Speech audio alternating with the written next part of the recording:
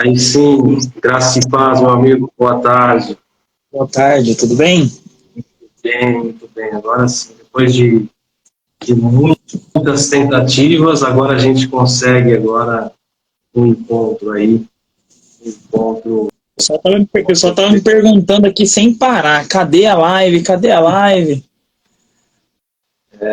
Mas estamos aqui, Eu vou né? compartilhar Teve aqui. alguns contratempos aí com relação ao horário, né? Alguns atrasos aí, uns minutinhos, mas estamos aqui firme e forte, né? É uma satisfação, Cleiton, poder estar aqui com você que já há algum tempo a gente se conhece nas redes sociais, né, daqueles grupos, né, do WhatsApp, eu nem sei se ainda existe esses grupos que a gente participava, alguns. Existe aos montes. E de lá para cá nós estivemos distantes, né, porque eu não participava mais do grupo, não sei por qual razão, enfim. E aí retomamos o contato através do Reverendo Batista lá de Angola, né, de Cuando Cubano, e tivemos a oportunidade de juntos, né, auxiliar o seu trabalho aí como agora, né, não só na área acadêmica, mas também na área da literatura como escritor, né. E, Cleiton, é uma satisfação tê-lo aqui conosco, né, como irmão, claro, e acima de tudo como uma pessoa estudiosa, inteligente, convicto da fé que defende, que é importante, né? E hoje fazendo parte também aqui da nossa escola de teologia como professor, um tanto que distante, mas fazendo parte com material, com conteúdo de qualidade. Cleiton, mais uma vez, a satisfação estar com você aqui, para a gente poder aí conversar, vai ser um diálogo, uma coisa bem leve, onde você vai ter oportunidade de expor todo o seu pensamento com relação à temática da live, que é a soteriologia na pós-reforma. Satisfação comigo. Obrigado, agradeço aí por ter, finalmente, né, nós conseguimos fazer a live. Tentamos algumas vezes, mas aconteceu um imprevisto aqui, um imprevisto lá, acabou não dando certo em alguns momentos. Mas graças a Deus agora deu certo. É um privilégio para mim estar aqui, participar. Amo muito essa escola teológica, amo muito a editora, vou ser sempre grato aí a você e ao grupo aí todo por ter conseguido, né, o primeiro trabalho, o primeiro livro que eu lancei, e também o segundo livro que eu lancei, também por vocês. Então, vou ser sempre grato aí por poder enxergar que foi um passo muito importante na minha vida, no momento da minha vida, né? Então, eu agradeço a Deus aí por poder contribuir de alguma forma, contribuir um pouco. E esse tema, soteriologia, o tema voltado para a doutrina da salvação, eu enxergo como um tema muito necessário e muito urgente para os nossos dias. Nós passamos agora por 506 anos da Reforma, mas quantas teses nós talvez teríamos que escrever novamente ou teríamos que desenvolver mais ainda para poder pregar nos nossos dias de hoje. Temas que, se houvesse ali talvez um aprofundamento na soteriologia, um aprofundamento na doutrina da salvação, talvez nós não teríamos tantos problemas, né? Se houvesse talvez uma soteriologia mais consistente, se houvesse talvez um aprofundamento maior nos textos bíblicos, um autoexame, um cuidado, um debruçar sobre os textos, talvez nós não teríamos tantos problemas teológicos como nós temos hoje. Então, a ideia, nossa proposta aqui é poder falar um pouquinho sobre isso, sobre o que aconteceu depois da reforma ali, que foi muito importante, né? E principalmente, né, mostrar como a soteriologia ela tem tudo a ver com a nossa vida. A maneira como nós entendemos a doutrina da salvação vai ditar muito da maneira como nós vivemos, como nós oramos, como nós pregamos. Então, tudo isso está interligado e a gente precisa falar sobre isso. Então, é uma baita oportunidade para quem deseja aprender, para quem deseja ser enriquecido aqui nesse momento com esse bate-papo. Perfeito, Clinton.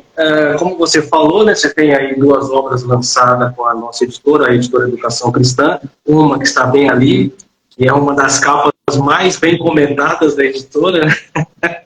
Me falam constantemente que é a capa mais bonita que a editora já fez. Me falam isso, não sou eu que falo, me falam isso. Justamente. Uma capa ali onde nós temos Lutero, e é os 5 solas, e eu, e depois a Verdade de Deus no Mundo, que é a segunda obra publicada. Isso aí tem coisa mais ou menos de um mês, né? Que foi lançada. Isso, né? Algumas semanas que foi lançada aqui em São Paulo. Aqui em São Paulo, eu não estou em São Paulo, né? Estou longe de São Paulo nesse momento, né? E são 2 obras muito enriquecedoras e eu recomendo para quem nos acompanha, que ainda não adquiriu, que adquira as obras. E vou me atrever. Mas eu não tenho condição de adquirir as 2. Adquira pelo menos uma, né? Adquira porque com certeza vai agregar muito, porque eu pude observar, então antes da gente entrar no tema, falar um pouco da sua obra, eu pude observar, porque eu sempre leio os trabalhos, né? E o que me chama muito a atenção é que hoje existe um embate muito grande, né, em função das confissões que cada denominação ou instituição ela defende. Só que, como nós trabalhamos muito mais voltado à questão acadêmica com relação ao trabalho propriamente dito do que a questão religiosa, questões dogmáticas, enfim, eu observei nas suas obras, principalmente esse que está aí atrás, os 5 solas e eu, que você não se deixa levar por questões meramente religiosas, de confissões, o que determinada instituição defende, outra defende. Não, você não se permitiu ser envenenado, né, por essa cultura do atrito, né, que existe entre, podemos assim dizer, entre os polos, principalmente calvinistas e arminianos, e propôs uma ideia mais acadêmica, defendeu a sua tese com a linguagem mais pura, mais simples, mais acadêmica possível, não se deixando levar por extremismos. Que isso tem um valor grandiosíssimo, porque eu vou dizer por mim, que sou um defensor e entendo que a visão calvinista, principalmente da soteriologia, que é o que nós vamos falar aqui, ela é muito mais acertada do que as demais confissões ou demais posicionamentos teológicos. Então eu entendo que o calvinismo ele é muito mais bem encorpado, muito mais bíblico e, acima de tudo, dando mais ênfase à supremacia e à soberania de Deus acima de todas as coisas, que é importante, que é o ponto ápice. Mas, mesmo eu sendo um defensor desse posicionamento teológico, pela misericórdia e pela graça e vontade de Deus, tenho a oportunidade de circular em vários campos, né? E isso é importante, porque você não se restringe, né? Suponhamos, se Cristo se restringisse apenas ao seu povo, em primeiro plano, e assim foi, como ficariam os doentes? Não é verdade? Cristo, como bem disse, e nós não vamos entrar na exegese do texto em si, mas em linhas gerais, ele mesmo disse, não veio para os saudáveis, os que estão bem, ele veio para os doentes. Então, falar de calvinismo para quem já o detém como uma confissão mais acertada é uma coisa. Falar desta mesma linha teológica para aqueles que ainda não tiveram vislumbre do que realmente é a doutrina calvinista é que é o desafio, né? Eu costumo dizer, eu vou muito em igrejas pentecostais ministrar e principalmente dar palestra e aula, e eu sempre trago ali comigo os 2 ou 3 que eu consigo conquistar, né? E recentemente eu fui ministrar numa denominação e falei sobre a regeneração e depois me falaram,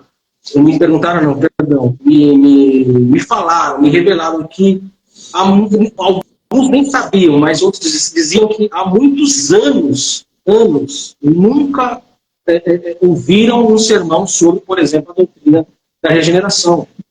Então, isso é assustador. Então, quando você vai em instituições que não têm um cuidado com a administração da palavra, e você tem conteúdo, e você, que não tem conteúdo para isso, e é gabaritado para isso, quando você vai nesses lugares onde estão esses doentes, nós somos como pílulas. Nós somos como pílulas que vão fazer com que as dores, as deficiências que essas pessoas possuem no aspecto da revelação da palavra em si, elas possam ser tratadas, curadas e libertas com a verdade. Então, o seu livro, eu recomendo muito esse livro, Cinco Solas e Eu, porque é a base, né, de toda a construção reformada, ou a base de toda a confissão acertada da palavra de Deus, que é os solas da reforma. Né? Mas nós não vamos falar sobre isso. Clinton, para a gente começar então sobre a questão do ponto da soteriologia pós-reforma, eu gostaria que você falasse um pouco, Clinton, com relação à soteriologia, sim, mas antes, se você puder falar, se entender ser interessante falar, eu gostaria que você esboçasse um pouco sobre o período que, eu não sei se você tem algo pronto aí nesse sentido, mas o período que abordasse antes mesmo do advento da reforma, como, por exemplo, eu falo muito para minha esposa, porque para mim é um dos personagens principais da reforma, John Wycliffe. Eu gosto demais de John Wycliffe, espero em algum momento escrever sobre ele. Mas eu gostaria que você falasse a partir dali, do período que antecede a culminância da reforma de John Wycliffe, com John Hus depois, desde a parte da Boêmia, da parte de hoje que seria a República Tcheca, enfim. Como se constrói essa visão soteriológica para que no futuro, né, Lutero se manifestasse, depois tantos outros, John Knox, o próprio Jerônimo Savonarola, e tantos outros que surgiram aí e que esboçaram uma soteriologia mais acertada dentro do que aquilo que era mais, digamos, de apropriação católica do período antigo. O que você poderia falar com relação a essa questão? Só antes de eu entrar aqui, o que você disse sobre o livro é muito bom, porque eu tenho recebido alguns feedbacks de pessoas que chegam e falam o seguinte: olha, eu já ouvi muita coisa sobre os cinco solas, eu já li muita coisa sobre os cinco solas, mas desse jeito aqui eu nunca tinha ouvido, desse jeito aqui eu nunca tinha lido, né? Então, eu fui pregar numa igreja batista aí em São Paulo, na Zona Leste, igreja do pastor Jonas, Igreja Batista Graça Abundante. E aí a senhora, depois que terminou ali a pregação, ela me disse isso. Ela falou: olha, eu já tinha ouvido outras coisas sobre os cinco solas, mas é interessante que desse jeito que você colocou, foi a primeira vez. Então, tipo, é legal isso, né? Muito bom isso, porque o nosso propósito é esse. Nosso propósito é conseguir trazer para as pessoas um conhecimento acessível. A gente pega aquele negócio todo teórico, todo acadêmico, todo assim, grande, mas a gente alcança essas pessoas ainda, né? Pessoas que são mais simples ali no conhecimento, né?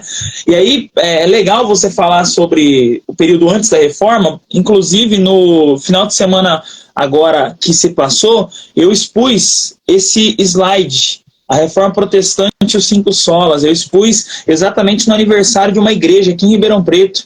E aí eu falei exatamente sobre a Reforma Protestante e os cinco solas, só que eu falei também antes de Lutero, né? Porque Lutero, ele é conhecido como sendo ali o estopim. Lutero é o racha declaradamente ali naquele momento, quando ele prega as 95 teses. Só que antes dele, a gente tem figuras como as que você disse. A gente tem John Wycliffe, a gente tem John Hus, que para mim, assim, você fala do John Wycliffe, eu pretendo um dia escrever sobre John Hus, porque John Hus para mim foi um homem muito destemido, um homem que merece a nossa atenção. A gente precisa olhar para o que John Hus falava. E aí eu trouxe nesses meus slides, né, sobre os cinco solas, eu trouxe algumas frases, algumas citações que inclusive estão no meu livro sobre esses homens, os pré-reformadores, né? Você falou de John Wycliffe, eu trouxe citações de John Wycliffe, trouxe citações de John Hus, por quê? Porque embora eles não tivessem ali um um pensamento mais sistematizado do que era a soteriologia, a gente consegue ver, na medida em que eles estudam as escrituras, na medida em que eles se aprofundam nas escrituras, a gente vê se levantar uma inconformidade com o que era ensinado na Igreja Católica. E a Igreja Católica, ela tem um papel fundamental na história da Igreja. Nós precisamos conhecer não só a Igreja Católica como instituição, nós precisamos conhecer a Igreja Católica como crença, no que eles acreditam, né? E muitas pessoas desconhecem, por exemplo, o Concílio de Trento. O Concílio de Trento, que é um concílio que também é importante para os nossos dias, embora alguns católicos não o considerem, de modo geral, ele é importante por quê? Porque ele professa uma soteriologia. Ele vai, nos seus cânones ali, tem alguns, inclusive, que eu cito em um dos e-books que eu tenho disponível, exatamente sobre isso. Eles vão falar sobre a maneira como eles entendem a salvação. Como eles entendem a salvação? Graça e obras. Fé e obras. Então existe ali um sinergismo na salvação, uma cooperação na salvação. Agora, quando se trata dos homens que nós falamos aqui, John Huss, John Wycliffe, eles têm um pensamento diferente. Eu peguei uma citação aqui do John Wycliffe, que ele diz o seguinte, deixa eu pegar aqui a citação dele.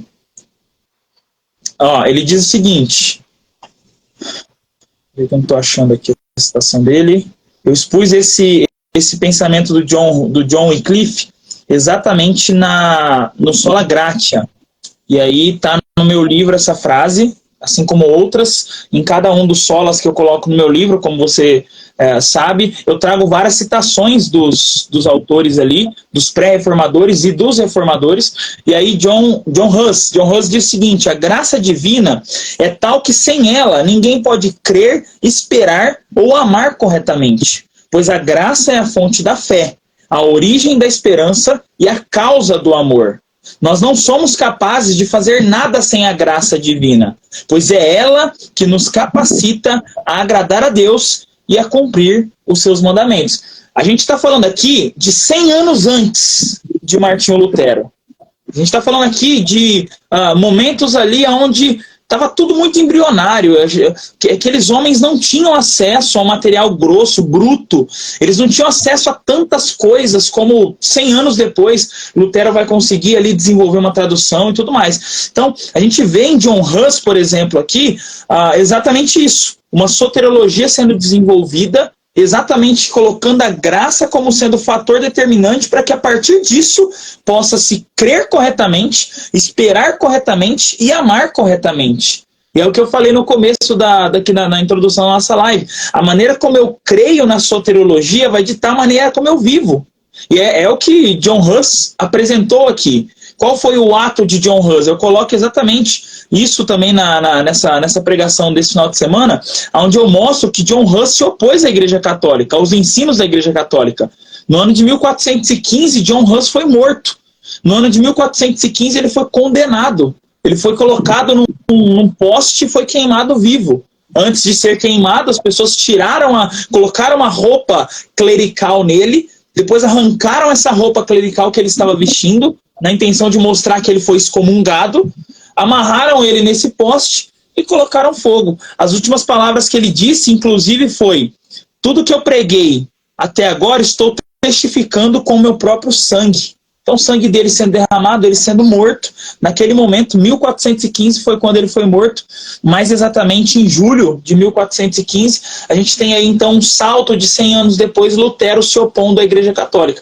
Mas fica claro aqui, fica evidente que esses homens, desde antes de Martinho Lutero, eles já tinham um embate muito forte com a instituição católica, com a Igreja Católica Romana. Por quê? Porque a Igreja Católica Romana sustenta uma soteriologia que é completamente contrária à soteriologia desses homens. A gente tem o próprio John Wycliffe também, que no meu livro eu trago algumas citações dele, onde ele fala exatamente sobre a graça sendo o fator determinante para que alguém possa crer. E aí, é o que eu falei, a gente não encontra algo tão sistematizado. Quando eu fui escrever esse livro, inclusive, eu tive que pesquisar alguns sermões e eu encontrei muita coisa em latim, que não tinha traduzido ainda. eu tive que fazer traduções ali usando algumas ferramentas que eu tinha para trazer essas citações em português. Mas a gente vê nesses homens, John Wycliffe, a gente vê no próprio Savonarola. Savonarola é alguém que pregava muito sobre a pessoa de Cristo, sobre a cristologia. Ele é um homem que ele desenvolve muito o pensamento dele a partir disso, e isso exaltando a supremacia de Cristo. Então, a gente sabe que isso também tem a ver com soteriologia.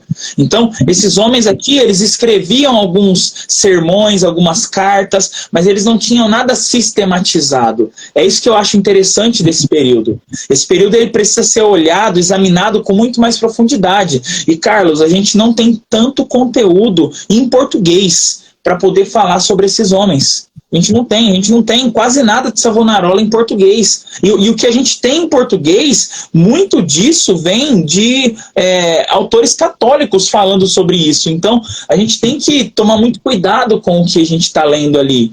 Então, a gente não tem tanto conteúdo em português, esses homens. A gente não tem tanta coisa em português. Quando eu tive que escrever esse livro aqui, eu fui buscando citações. Tem muitas citações que estão em latim. Eu peguei a referência eu coloquei exatamente o sermão em latim que esses homens pregaram para poder colocar ali, porque não tinha em português. Foi uma dificuldade que eu tive muito grande. Então, antes de Martinho Lutero, nós temos esses homens, nós temos a figura também do Pedro Valdo, que também ele entra ali, ele se enquadra ali entre alguns ali dos pré-reformadores. Ele era um comerciante no período em que ele viveu ali em Lyon, na França. A gente tem depois disso, né, o movimento dos valdenses, que tem até uma confissão dos valdenses. Né? Eles sofreram grande perseguição no sul da França. Né? Na verdade, o início da perseguição contra os valdenses culminou, isso eu estou colocando aí lá na frente, tá? Eu estou avançando a situação pouco.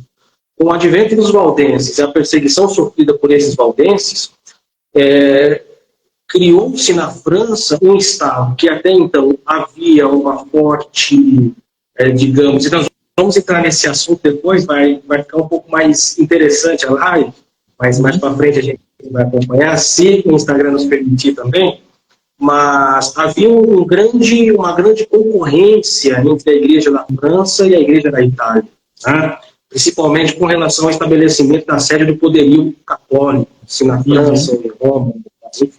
E justamente o início da perseguição aos valdenses, que não teve um fim, podemos assim dizer, breve, culminou justamente na migração futura de Calvino à Suíça. Né? Então percebe que Deus já estava criando, asfaltando a estrada que levaria para um futuro onde tudo isso que você falou, essa sistematização, principalmente na esfera soteriológica, que se encadeou principalmente em Calvino, não só na esfera religiosa, mas de um modo social, econômico, trabalhista, jurídico, na Suíça, que está completamente destruída, né?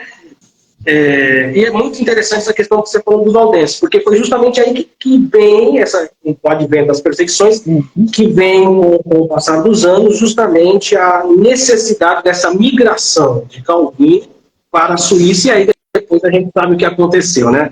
Mas pode continuar com o seu raciocínio. Não, é interessante. Você falou isso aí dos valdenses, a gente sabe que o que acontece com John Huss também acaba sendo algo que também já prepara o caminho lá na frente para Lutero. Porque Lutero, inclusive, ele foi chamado de Husserlita.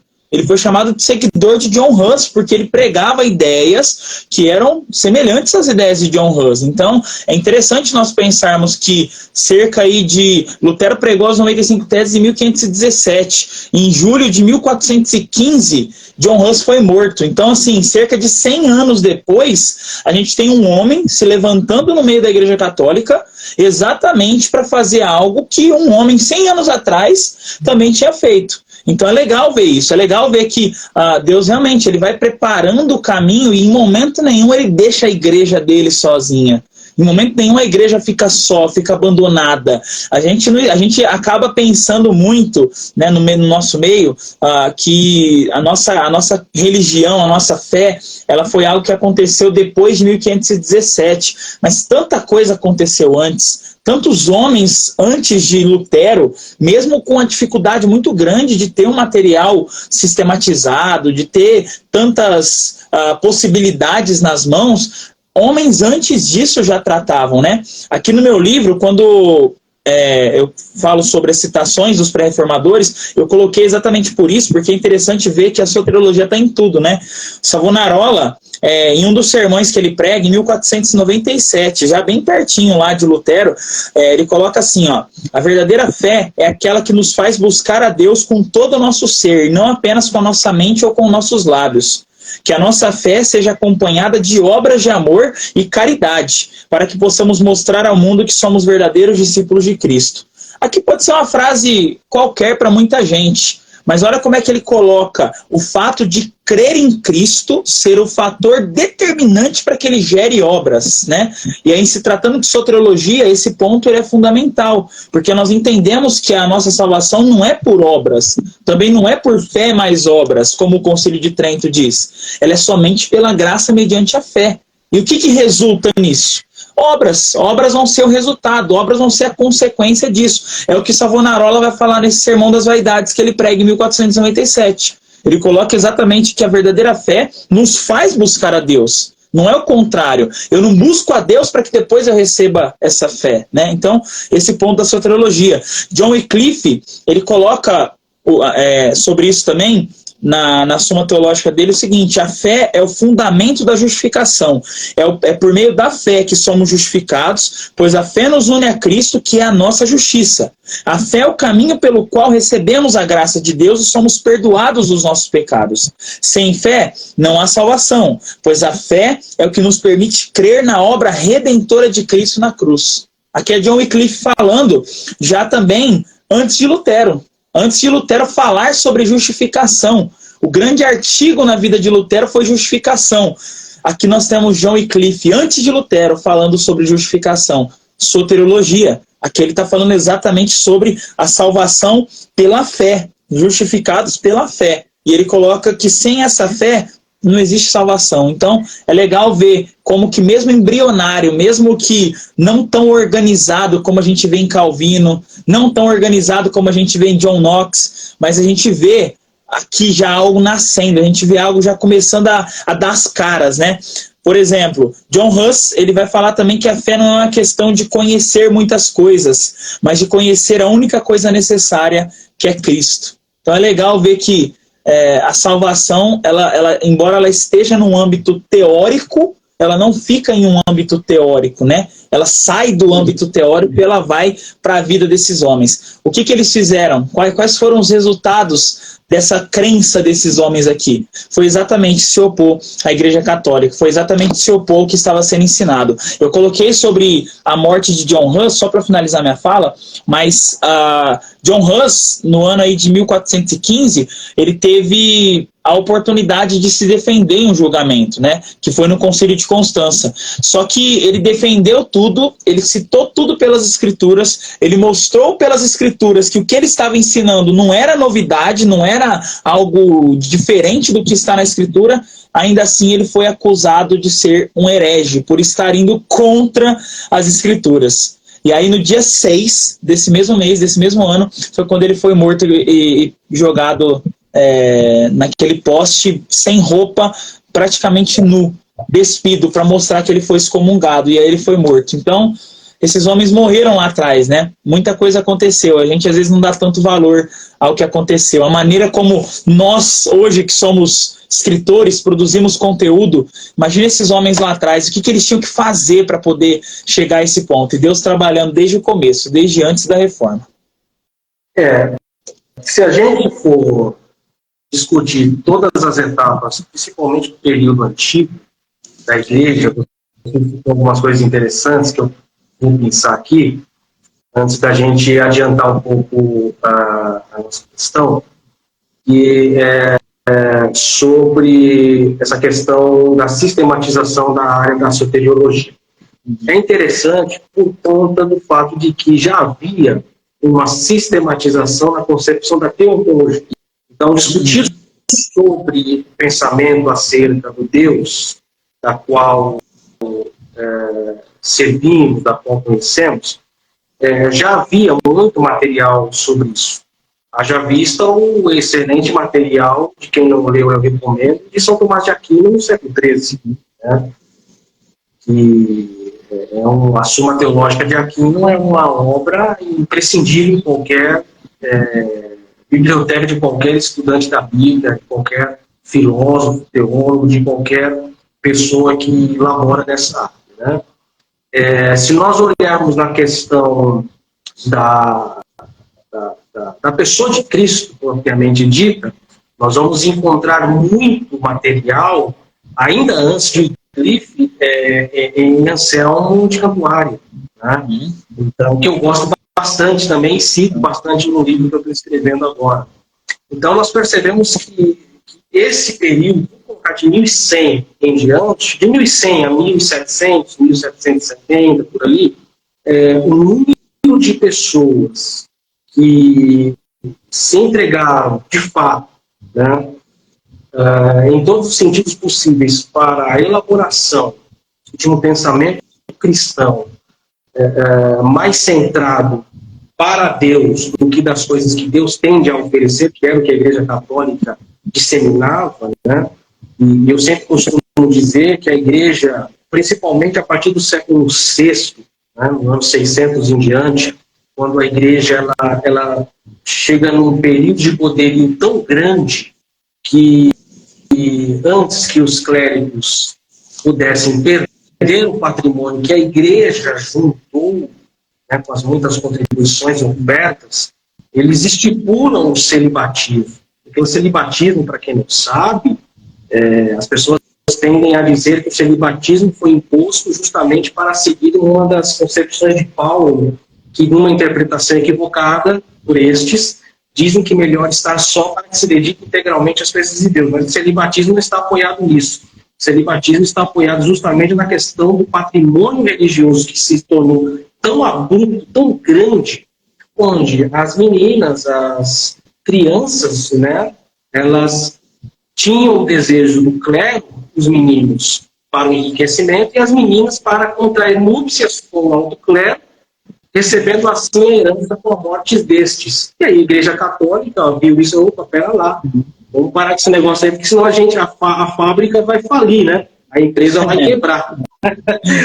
Então vamos cortar esse negócio aí, porque os nossos clérigos não podem mais se casar, porque senão vai descambar as coisas. Então, a partir do século VI, surge tudo isso. Então, a gente percebe que a construção religiosa da visão universal, podemos assim dizer, antes do advento da Reforma, ela era meramente materialista. Né? Meramente materialista. E aí, com inúmeras questões doutrinárias, de forma deliberada, foi lançada de lado. E aí conseguimos ter Anselmo de Cantuária, depois Aquino e tantos outros que aí se começaram a sistematizar. Lembrando que antes dos concílios do período momento reforma e pós-reforma, muitos outros concílios já haviam sido estabelecidos anteriormente.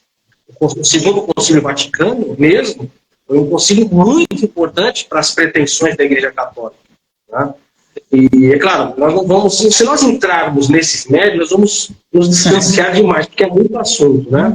Mas, enfim, você falou do celibato aí, eu lembro que, estudando um pouco ali sobre os reformadores ali, Zwinglio, propriamente dito, quando ele tem essa revolta também contra o celibatismo, o próprio John Knox também, ele tem essa oposição, né? Então você percebe que realmente é uma gama de coisas ali que eles vão crendo para se opor, né? Então, aí se for para a gente entrar nisso aí, a gente vai desdobrar e vai falar de um monte de outro assunto aqui que é a vida da soteriologia. Aí depois os irmãos que nos assistem aí e acompanham a gente, que a gente vai fazer muitas lives aqui. É muito bom quando a gente consegue falar sobre assuntos religiosos, mas de forma... Eu sempre prezo muito, Clinton, a conduta acadêmica acima de tudo. A conduta acadêmica acima de tudo. Eu consigo... As pessoas dizem que é impossível isso, que não é coisa de cristão, que é errado em uma série de situações. Mas nós temos que desconectar questões relacionadas a crenças e fé e questões acadêmicas. É possível e deve ser mantido. Nós temos que saber até onde podemos acrescentar com a nossa fé, com nossa crença, com aquilo que acreditamos, mas nós temos a questão acadêmica. Quando eu pego a minha Bíblia para ler, está aqui, essa Bíblia aqui ela me acompanha acho que há uns 15 e 20 anos. É a mesma Bíblia. É que ela está com o carro, então parece que é nova. Essa vida aqui me acompanha há quase uns 15, 20 anos. Eu, quando estudo, eu sou um total cético de tudo. Cético.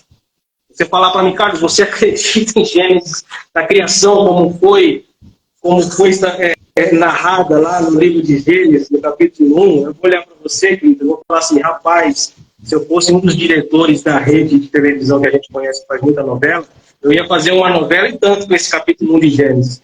Porque quando a gente olha de visão racional as coisas, a gente tem que ser coerente com a lógica. Isso eu estou falando de uma questão racional. A gente tem que ser lógico. Convenhamos, não há uma lógica se nós queremos entender na visão humana Gênesis 1, por exemplo. Uma questão de lógica. Mesmo se a gente for citar Tomás de Aquino com suas 5 vias, não deixa de ser uma questão que exige lógica. Se a gente for partir para outros estudiosos da escolástica, por exemplo, se a gente recorrer a Platão, a Sócrates, a Epimênides, quem quer que for, questão lógica. E questões lógicas, quando a gente enxerga o texto bíblico, se tornam incabíveis. Fato. Só que tem uma outra coisa em nós, não é a lógica apenas, que é o que você fala, a questão da fé. E a fé faz com que nós peguemos as nossas questões lógicas e colocamos ela um pouco de lado, né? Partimos ao ponto de entender que tudo é pela fé e que sem fé de fato é impossível. Sabe o que é uma coisa impossível? Impossível é, sem fé, agradar a Deus. Então, antes de eu agradar a mim mesmo, pelos expedientes da razão, porque a razão ela alimenta, eu antes de me alimentar a mim mesmo pela razão, eu prefiro agradar a Deus pela fé. Tá? E até porque também, até porque também o que virou